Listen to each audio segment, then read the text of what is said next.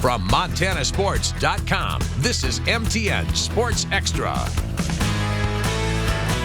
Hello and welcome to another edition of Sports Extra on a Saturday night. I'm Tom Wiley. Thanks for joining us. Well, first tonight, after a pair of road wins last weekend, both the Cats and the Grizzlies return home for more conference matchups. And for undefeated and fourth-ranked Montana, it's a date with much improved Cal Poly. MTN's Derek Joseph has your highlights from Washington Grizzly Stadium. It's homecoming weekend here at Washington Grizzly Stadium, where the Cal Poly Mustangs are taking on the Montana Grizzlies. Let's take a look at which team went home partying like it's 1995. In a scoreless first quarter, it's Caleb Otluski who gets the lone highlight of the corner, jumping up in front of Ty Diefenbach's pass to end Cal Poly's scoring threat. But that deadlock would be broken in the second quarter when Brooks Wheatley gets the short reception and maneuvers his way through the Grizz defense for a 26-yard touchdown that put Cal Poly on top 6-0 after a failed two-point conversion. On Montana's most threatening drive in the first half, Keali'i Ayat's attempt at the end zone is picked off and the Grizz remain scoreless. At the end of the second half, Nick Cerna hits a 27-yard field goal for Cal Poly to extend their lead to 9. However, the second half was a completely different story after a pick six put the Grizz within one score, and they got the lead on this 26-yard touchdown from Michael Wortham. Then it was Eli Gilman who took over in the fourth, running in a touchdown from 17 yards to cap off a 96-yard drive. Then after another Grizz defensive stop, it's Gilman again from 13 yards out for the dagger, and the Grizz sealed the 28-9 victory and improved to 6-0 on the season. In Missoula, Derek Joseph, MTN Sports. Last week it was offense find a way with Wortham and the Magic there, and I know you're a defensive guy, Jordan. This was your kind of game, and the defense was absolutely lights out second half. Explosives and turnovers. They gave them up in the first half. They created them in the second half. What a game. What a showing by the Montana defense, 28-0 in the second half. Bobby Hauck, the adjustments that were made at halftime, it's hard to know exactly what was said in the locker room, but this team finds a way to make the plays at game point, and that's a good sign. That's a championship caliber type team when you can do those kind of things. It's coach speak. It's mental errors. They had mental errors in the first half, second half. They really nailed down on their responsibilities, guys, and that's what allowed them to make these plays when the opportunity presents itself. Well, let's take a look at the defense as they delivered 4 picks and made some big plays, especially in that second half. They weren't bad in the first half. Multiple pressures by the Montana defense. Steve getting a hit on Diefenbach here, creating issues all day long, and Caleb Otluski sliding underneath that slant route. But pressure causing bad throws by the Montana defense for the Cal Poly offense. Tip ball with Prince Ford and Gino Leonard sealing it off at the end of the game. And, the Lawler pick six obviously got the ball rolling, and then they played with the utmost confidence. And Lawler was obviously the big story in the second half. Here's Kyle with the star.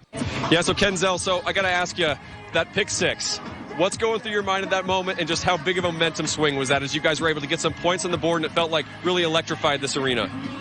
Yeah, so, I got the call, and, I was just playing my man kind of in between both the wide receiver, and then the quarterback threw it, and I was like, oh, yeah, I got to get my hands on this. So I did that, and then, I saw guys blocking for me, and I knew I was going to get in the end zone at that point in time, and I was just happy to make a play for my team and just, get that momentum shift. Defensively, Coach Hauck mentioned at halftime that he liked the way you guys were playing, just kind of keep doing your thing. So did you guys change anything in the second half, or did you just keep doing what you were doing, then ultimately resulted in a big play? We made adjustments here and there, but nothing too major. We just kept playing Montana football and just made sure that we were disciplined and running to the ball and just handling the fundamentals and just playing for each other. Hello, everybody. Do you remember when Montana State was 0-2 this year? It seems like a distant memory because they've won 4 straight since, including a dominant 34-10 victory at a top 15 Northern Arizona squad last week. Cats back in Bozeman today, trying to make it 5 wins in a row, this time facing Idaho State on a rainy Bobcat Stadium Saturday. Cats get the ball first, march right down the field. Justin Lamson finds Julius Davis out of the backfield. He crossed the goal line before the ball came out. 7-0 MSU just like that. Then after an Idaho State 3-and-out, Cats right back in the red zone. Lamson fires to Dane Steele. Looks like Taco Dollar, but it's Dane Steele. 14-0 in less than 7 minutes. Looks like this one could get out of hand fast. But the Bengals show some life late in the first. Jordan Cook scrambling to his right. Back of the end zone, it's his 6'6" target, Michael Shulikov, who toe taps and scores for a 14-7 game, but the Cats just couldn't be stopped in the first half. Adam Jones, monster game, almost 200 yards on the ground alone, including 24 right here. Arm tackle's not going to work on that guy. Then under 30 seconds left in the half, Lamson looking right. He's going to fire into the end zone and find homegrown tight end Rocky Lencioni. The Bozeman High product scored twice today. 5 first-half possessions, 5 touchdowns, 48-14 final. Cats, 5 wins in a row. Casey Conlon for MTN Sports. A wet and gloomy day here in Bozeman, but that did not slow down number 5 Montana State. 48-14 the final over Idaho State as the Bobcats remain undefeated in Big Sky play. As we welcome you back upstairs, everyone, Ben Creighton, Ty Gregorak. And Ty, like I mentioned, that offense just absolutely clicking for Montana State today. 568 total yards. Yeah, I mean, almost 600 yards. Lamson was almost flawless again. They really got the ground game going today, which, people have been talking about, like, where are we, ever going to be like we were? Like, well, they are different. You got a different quarterback, different offensive coordinator, some new running backs too. I mean, Scottrey Humphrey's not in the backfield, so it was a big time performance by the offense today, and frankly, the defense looked great too. Yeah, you want to talk about the running attack? I mean, Adam Jones easily with his best performance of 2025, 173 on the ground. The Swiss Army knife, man. He can do it in the backfield. You can see Sturbeck really starting to use him all over the field. They're putting him out at slot. They're putting him in the backfield.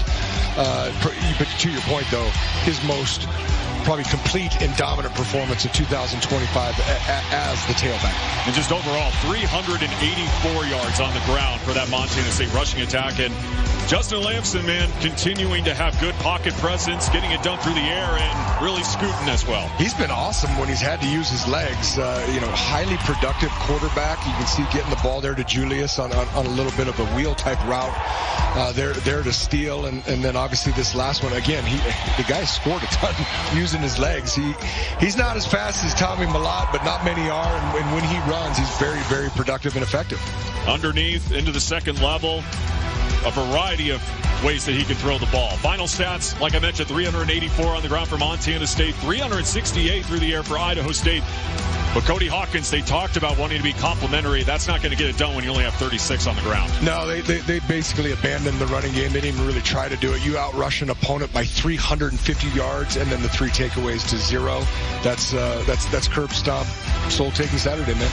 A blowout win for Montana State, 48-14 as the Bobcats head into the bye week. Still ahead, another top 15 matchup in the Frontier Conference. Highlights from the Hilltop. That's next.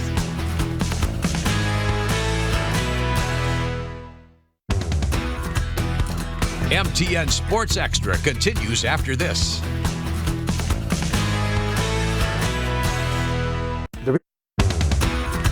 Welcome back to MTN Sports Extra, powered by MontanaSports.com.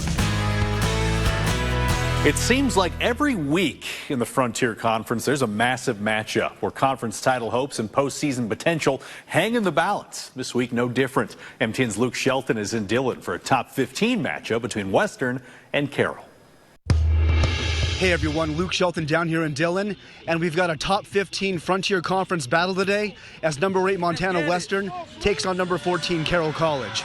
Both the Bulldogs and Saints looking to open Frontier West play at 2-0, so let's get right to those highlights. Well, we're scoreless late in the first quarter, but now watch as Caden Hewitt drops a dime to Gavin Vandenaker just outside of the end zone, and 2 plays later, Hewitt will push the pile across. PAT blocked and Carroll leads 6-0.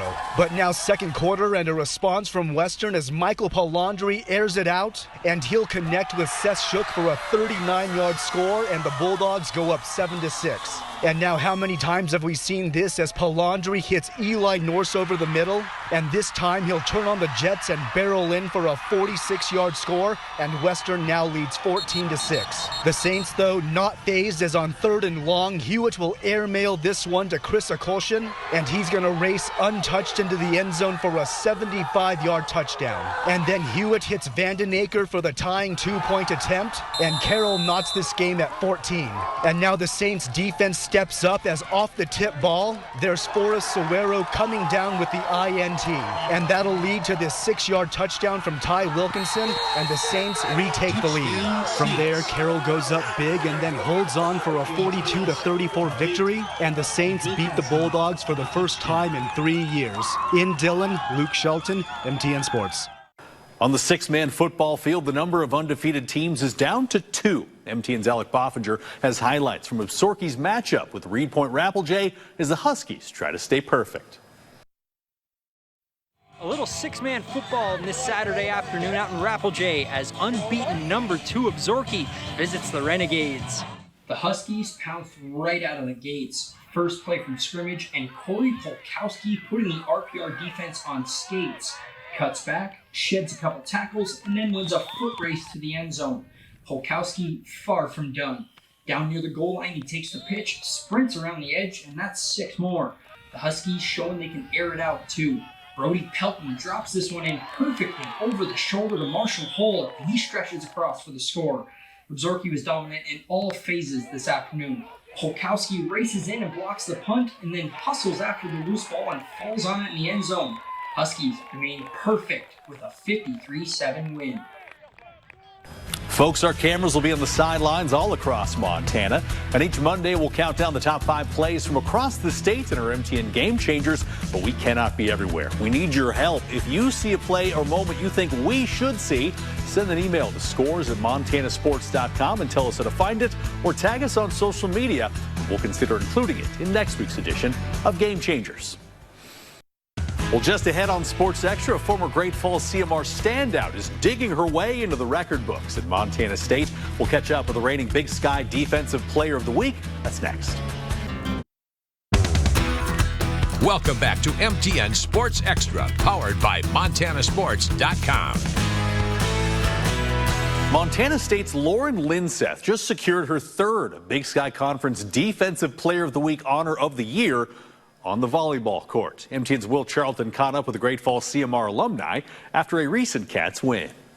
Lauren Linseth has had quite the tenure as libero at Montana State. After being one of the most storied female athletes in CMR history, she rolled that right over into playing volleyball for the Bobcats. So much so that she is now 2nd in all-time career digs. It's cool. Obviously, collegiate sports are hard, and it's a super cool opportunity, and I'm so grateful to be here and just have coaches and teammates who have been so supportive, and so, yeah, I'm super blessed to be here. She is 374 digs away from tying the all-time mark held by Alyssa Rizzo. She was amazing. Yeah, that's not really something that I'm super focused on. I'm just here to help my team win games, and so, yeah, just focused on winning each game. Linseth is one of 2 current players on the Cats from Montana. Amazing to be able to have 4 more years to play the sport I love and to stay in my state. I can just feel the love from the community. Having family and friends get to come watch is so cool, and it's not something a lot of people get to experience. So, yeah, I'm so lucky. Linseth said she tries to keep up with how CMR volleyball is doing. I'm hearing they're having a great season. Yeah, it's super cool. Yeah, I know a couple of the girls. Always rooting for the wrestlers.